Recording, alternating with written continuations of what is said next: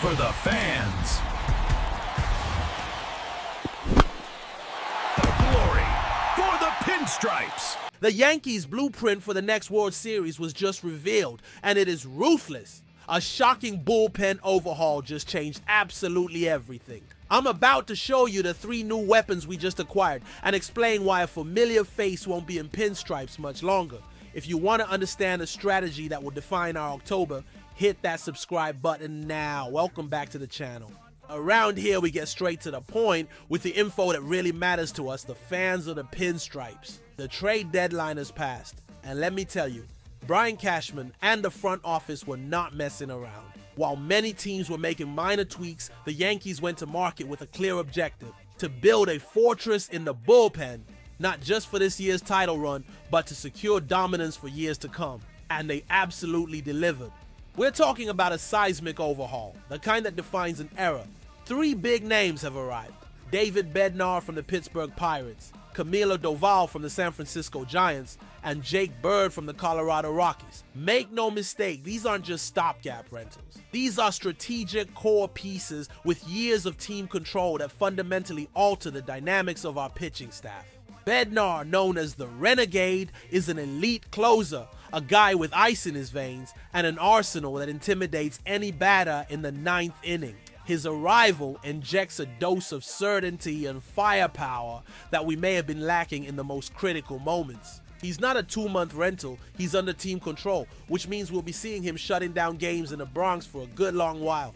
This is the evil empire mentality at its finest. Identify a top-tier talent and ensure he's wearing our colors. The acquisition of Bednar alone would have been a major win, but it was just the start of the storm. The front office didn't stop at Bednar.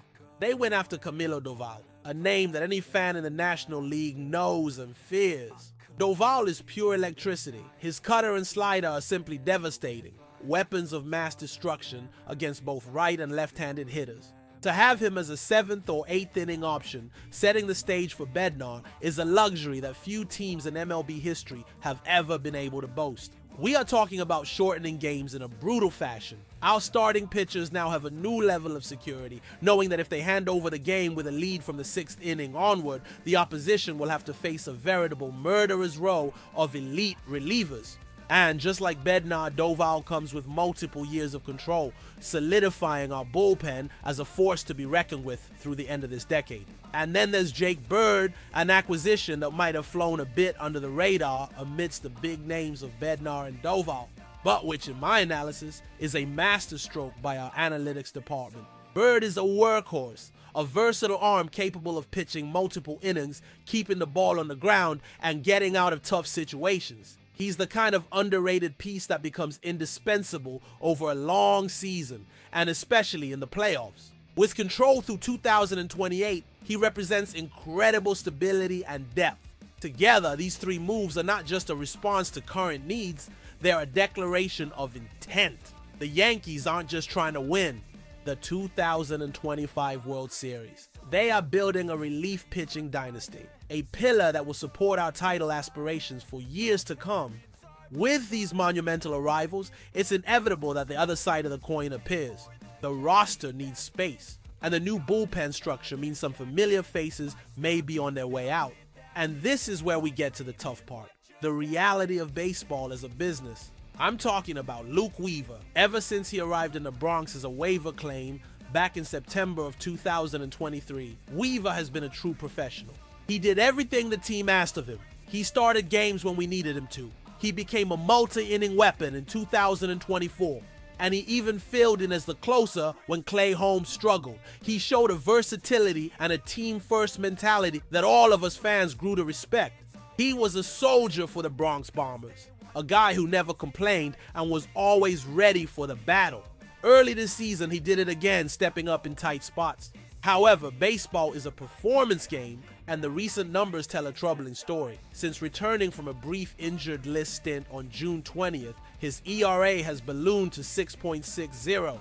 That's a number that simply doesn't fly in a championship caliber team, especially now with the arrival of 3 high caliber arms. The internal competition has become too fierce, and the margin for inconsistency has vanished. It's the harsh truth of high-stakes sports. Loyalty and past effort have their place, but current and future production is what dictates front office decisions.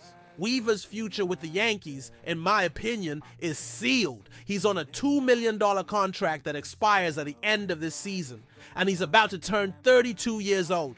The front office's logic is clear, and from a strategic standpoint, flawless. Why commit to an aging, declining veteran when you just acquired 3 younger, better performing pitchers who are under team control for multiple years? The arrival of Bednar, Doval, and Bird doesn't just fill bullpen spots. It establishes a new, elevated standard of excellence. The decision to likely non-tender Weaver at the end of the year is a classic move from an organization that operates with a ruthless championship or bust mentality. It's painful for the fans who grow attached to players, but it's that very mindset that has built the Yankees' history of success. We are trading a reliable but inconsistent player for a trio that has the potential to be the best bullpen in the league. It's a massive upgrade in talent, control, and potential. Now I want to hear from you, the bleacher creatures. What do you think about this drastic overhaul of our bullpen? Did the front office hit a grand slam by bringing in Bednar, Doval, and Bird, even if it means it's the end of the line for a vet like Luke Weaver? Is trading a well-liked but struggling player for a dominant future the price we need to pay to bring championship number 28 back to the Bronx? Drop your opinions in the comments below. I read every single one, and I want to know what Yanks Nation is thinking. And if you want the most in-depth analysis and the hottest Yankees news first, make sure you hit that subscribe button and turn on notifications. You're not gonna want to miss what's next. Let's go, Yanks!